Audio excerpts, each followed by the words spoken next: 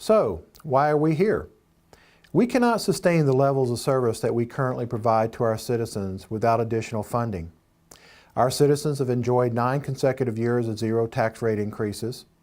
PGBT and DART Light Rail will provide economic growth, but it will still be for several years. Property tax revenues have declined by $1.9 million annually. That's a huge impact on a city of our size. In addition, the city has cut 41 employees, operating costs, and have deferred maintenance over the past 6 years to accommodate that revenue decline. And capital bonds sold in 2004 through 2006 have been spent. New dollars will need to be raised in the future to cover the cost of new infrastructure and to replace existing infrastructure. So without additional resources, we will have no choice but to cut or reduce services in fiscal year 2015. Our cumulative impact of our declining taxable values over the last 5 years have had an impact. Overall, our revenues in the general fund has been impacted by $1.9 million. This is equivalent to 6 cents on the tax rate. The good news is that our commercial values have begun increasing again. However, 81% of the city's property tax values is residential. Therefore, we are primarily residential driven. So if property taxes are going to go up, residential values must go up. Just like those of us who came before 30 years ago, who made tough decisions about PGBT and DART Light Rail, we must engage today's citizens in an honest conversation about what our future looks like. Rowlett citizens are getting a great value for their investment, and they deserve it. On average, our taxpayers pay $997 a year in property taxes to the City of Rowlett. This is for 24-hour a day, 7 day a week, 365 days a year. That's only $2.73 per day. That daily cost allocation is about the price of a tall cappuccino. Seriously, only $2.73 a day for police services, fire services, for wonderful parks and amenities. $2.73 a day. Our dilemma is that if nothing else changes between now and fiscal year 2015, what happens? We have reached a place where it's either we have to increase taxes and fees or we have to reduce services. And the question of the dilemma is this: how much of an increase for taxes and fees will our citizens accept? But on the other hand, with no additional funding, if we reduce services, who will visit here? Who will live here? Who will build here? Like the rest of America, the cost of doing business has increased. And all services, like the ones that made us the #1 small city in America to move to, are at risk. We as a community have to make tough choices, and your feedback is needed. But before we have that conversation, let's address some of the common myths about Rowlett. The first myth I want to address, and this is something I hear quite often, is that Rowlett has the highest tax rate in North America. Well, you can see from this slide that that is not true. We rank about 10th in Dallas County. But more interesting than that, our taxpayers are paying $118 a year less than they were just 7 years ago. Our tax values had declined to that point. The other thing I want to address is the fact that I hear a lot of people say that when I pay my taxes, I'm paying the City of Rowlett, or I paid the City of Rowlett $5,000 or $4,000 on my taxes. Well, only about a fourth of that actually goes to the City of Rowlett. You can see on this slide that about 28% is for the City of Rowlett. About half is the school district, and the other half are other taxing jurisdictions in Dallas County who also tax you. This was a neat exercise that we did about a year ago. And what we did was we assumed a household family income of about $82,000, which is what Rowlett's is. We assumed a family of 4, and based on the property tax value of our average taxable home value of $133,000, you can see that Rowlett's taxes are about 10% of your total tax bite. Bottom line is that for every dollar that you spend on taxes, Your city only gets about a dime. The second myth I want to address is that Rowlett citizens pay too much taxes. I really enjoy this one. Rowlett is about 20% below the median average of our neighboring cities. Now you wonder, how is that true? A lot of the cities on the left side of this chart are also DART cities. They pay into DART. They've given up 1% of their sales tax for DART, just like we have. Most of the cities on the right are not DART cities. Some of them are, but many of them are not. Or they have a different tax base than what we have.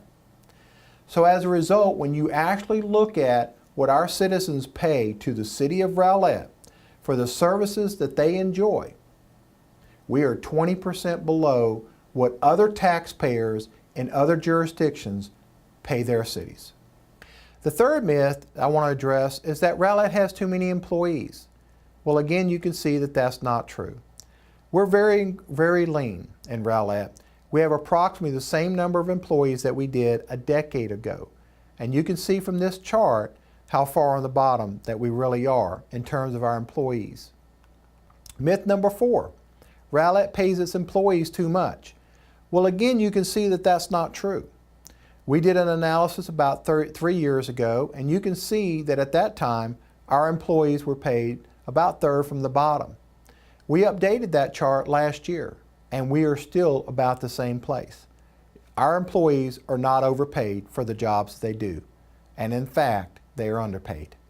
And now for my favorite myth, Rowlett is a poor community. Again, you can see from this chart that that's not true. Rowlett is 40% above the median average of our neighbor cities, above Frisco and Plano even when you look at personal income per capita. But as I mentioned earlier, Rowlett residents pay nearly 20% less in taxes to their community for the services that they enjoy.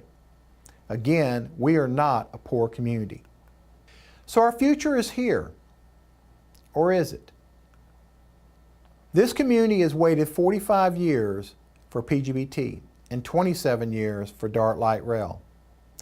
PGB&T will definitely provide economic growth, but these are long-term investments. It will be several years before we see significant tax increases as a result of PGBT and DART Light Rail. Rowlett has established a vision for the future through the adoption of Realize Rowlett 2020.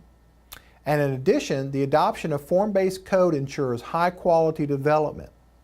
But again, like PGBT and DART Light Rail, the benefits from this vision will represent a long-term commitment. You know, it's doubtful that anyone in 1967 believed it would take decades to see PGBT and DART, or that Rowlett would be 66% built out when these visions were finally realized. But given the fact that only 10% of the remaining property left to develop is zoned for commercial, Rowlett will always be a residential, suburban bedroom community. Commercial will make a difference, but it won't save the day. This is why we must dare to be different. This is why we need to diversify our housing stock with high-quality development, even if it means passing up development opportunities that doesn't change our future. Here are 3 examples of high-quality development. You can see from this slide that the homestead at Liberty Grove, just the first 3 phases alone, will generate about $112 million in private investment. In addition to that, the city will receive almost $7 million in revenue over a 10-year period. Terra-Lago will have no phasing, will bring in about $50 million, and again, the city will generate about $1.6 million over 10 years. And finally, Harmony Hills, which is the first of 2 phases, will generate about $26.0 million and bring in about $2 million over that same period. These 3 high-quality projects approved in the past year have the ability to add nearly $200 million in private investment with over 1,133 new units. Over 10 years, this could add nearly $10 million in property taxes alone. Again, though, the revenue from these sources represent a long-term commitment and will take time to mature. We have to ask ourselves as a community, do we want to continue to just get by, or finally achieve the potential that this community has been striving for since PGBT was first conceived in 1967 and further reinforced with the decision to join DART in 1983. Well, what's wrong with just getting by? As a community, Rowlett is now aging. Subdivisions built in the 1990s now have infrastructure that needs repair badly. We do not have sufficient funding to make these repairs unless we cut other areas. Playgrounds built 20 to 30 years ago in the height of our growth cycle have reached the end of their useful life and they need to be replaced. And again, we do not have sufficient funding to make these repairs without reducing services in other areas. So how did we get here? Well, significant growth is one of the reasons. As you can see from this chart, that between 1990 and 2000, our population doubled. And again, between 2000 and 2010, it grew another 50%. An increase in citizens means an increase in services.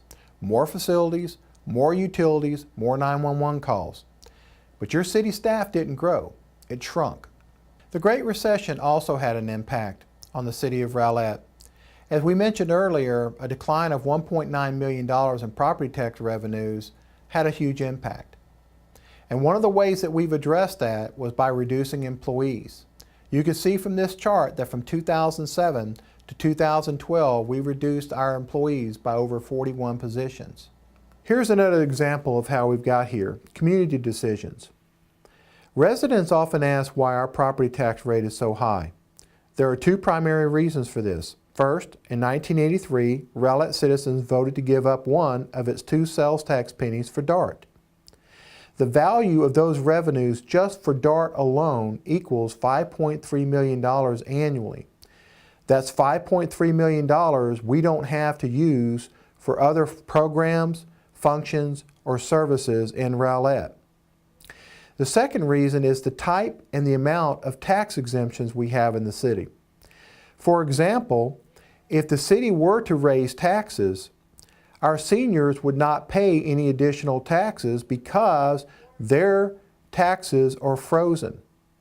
The last reason is lack of diversity in Rowlett's housing stock. In a market analysis by national real estate economist Riker Cunningham, they suggest that the recent decline in property valuations have been driven by a lack of diversity in Rowlett's housing stock. You can see that 62% of Rowlett's residential taxable value falls between $100,000 and $200,000. This lack of diversity in Rowlett's housing stock is the equivalent of putting all of your eggs in one basket.